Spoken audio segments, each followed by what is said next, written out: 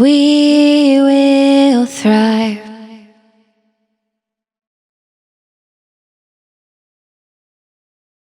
So here is Evan Money. Thank you so much. And yes, for those that are wondering, Money really is our last name. And my incredible, beautiful bride here was unashamed many years ago to marry Money. Okay. So in Los Angeles, that's a big deal to just come right out like, hey, I'm marrying Money. That's what we're going to do. And yes, my goal is 100 weddings to this incredibly radiant bride by my 100th birthday. And so far, we've had 26 weddings. That's right. And also 26 honeymoons. Woohoo! Yes, my favorite part. And so that has been quite a journey for us. And so people always want to know, they're like, okay, other than is Money really your last name? And then also, yes, this really is my hair, just for those that are wondering. They're like, well, what drove you to that? And what caused that? And I kind of look back and realize, I always secretly, and now I finally found a name for it, but I always wanted to have a marriage of greatness.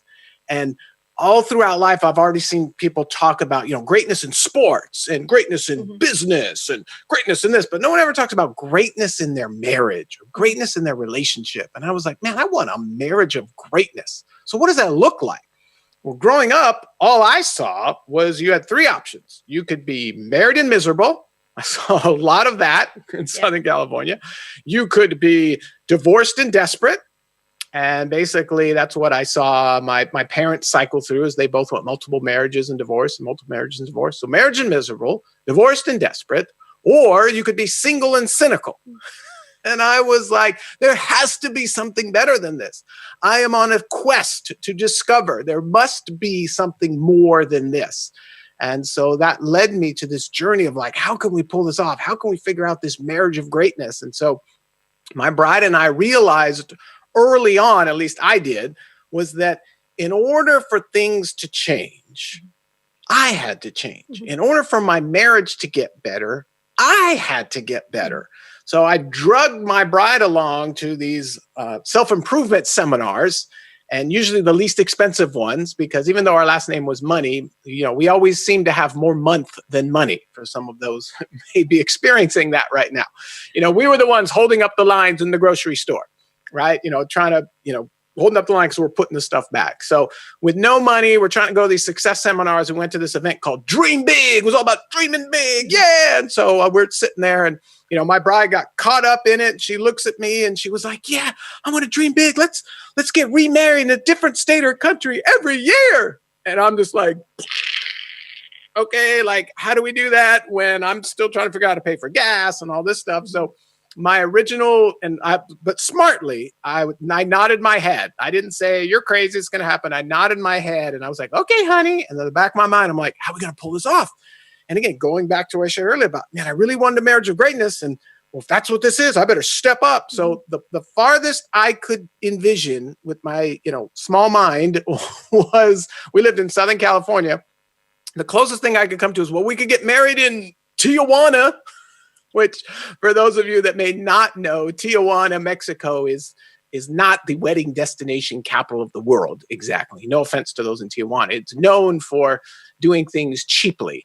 And so that was all my mindset was. But I was like planning for that. Okay, I'm going to surprise my bride with this Tijuana wedding and we'll hit one of these, the things, Piñata. A piñata. Yeah, we'll have a little piñata and we'll buy her a little dress at the $5 store or whatever. We'll be good.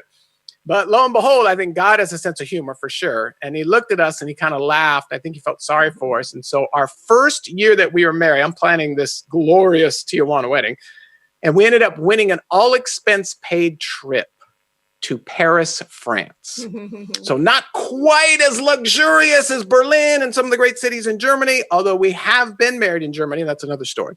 But we got an all-expense paid trip to Paris, France. And our second wedding, we had our first wedding and then our second wedding, first vow renewal was in the gardens of Versailles, the Palace of Versailles, all 700,000 square feet. So for all you US watchers, that's more than Costco, right?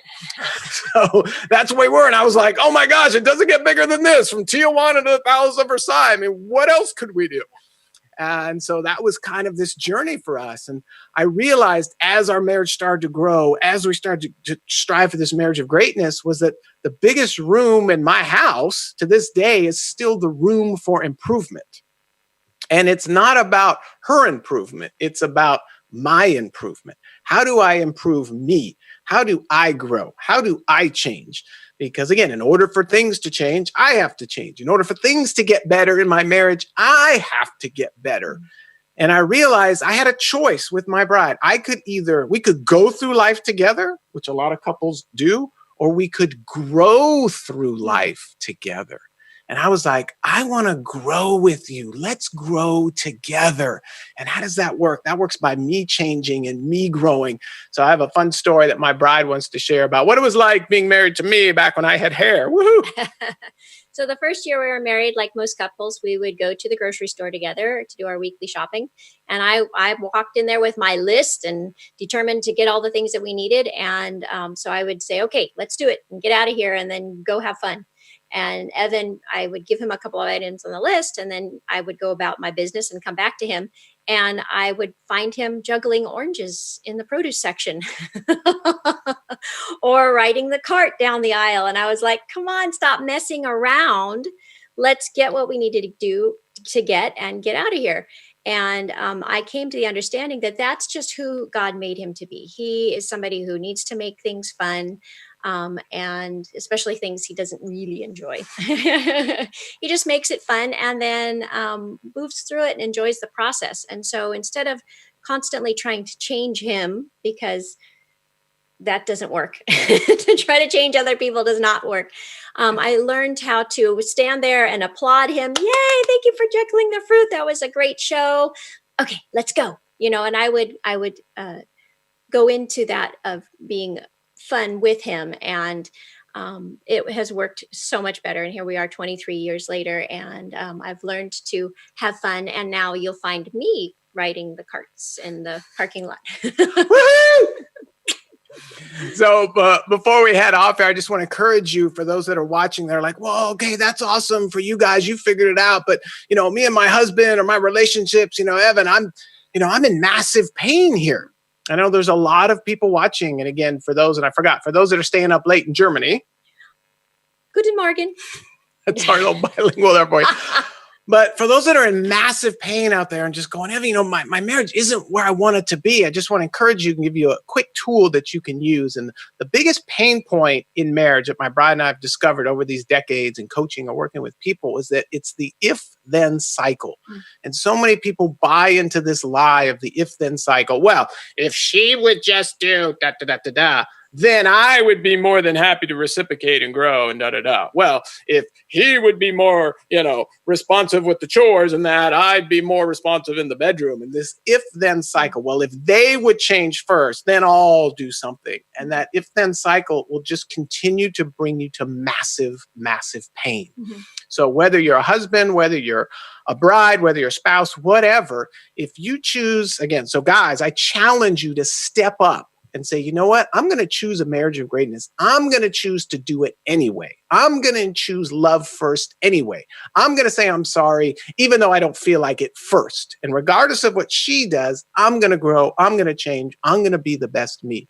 And women, for you that are watching, there is a massive need for you to step up and say, you know what? To increase the flow of love in my marriage, I need to be the one to just say, hey, you know what? I'm going to do this anyway, regardless of what he does, regardless if he keeps leaving his dirty socks around, regardless if he doesn't appreciate you for all the work you do. Just do it anyway. And once you destroy that if-then cycle, then the love gets a chance to reflourish and grow, because love doesn't die.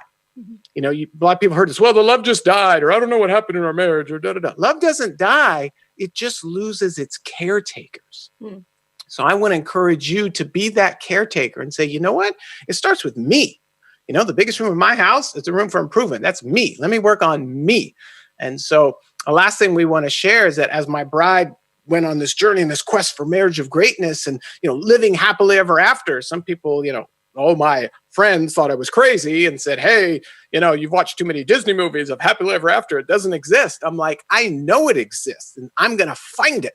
So as I kept trying to look for it and look for it and look for it and look for it, I realized it wasn't a place to be found. Rather it was a place to be created by my actions and my attitudes. And once we discovered that, like, oh, it's what we create together. Again, we can go through life or we can grow through life together. So I just want to challenge you to choose a marriage of greatness. And yes, our backdrop, this was marriage number 24. And this is a picture I took. So if you choose a marriage of greatness, you're going to be able to go places you've never even dreamed of, like this great shot back here. So we actually got married in this place with this backdrop. So that was number 24. So I just want to encourage you guys and gals that are watching to say, hey, you know what? What if I did step up? What if I did choose a marriage of greatness? What would that look like? Imagine what kind of ripples that could put to my family, and then to my community, and then to my city, and then to my state, and then to my country. And so many people go, oh, if I want to change the world, I want to do this. And well, changing the world starts with you at your house. It starts with your room of improvement. So I encourage you to join the journey with my bride and I and grow together. All right, everybody. God bless. We appreciate you.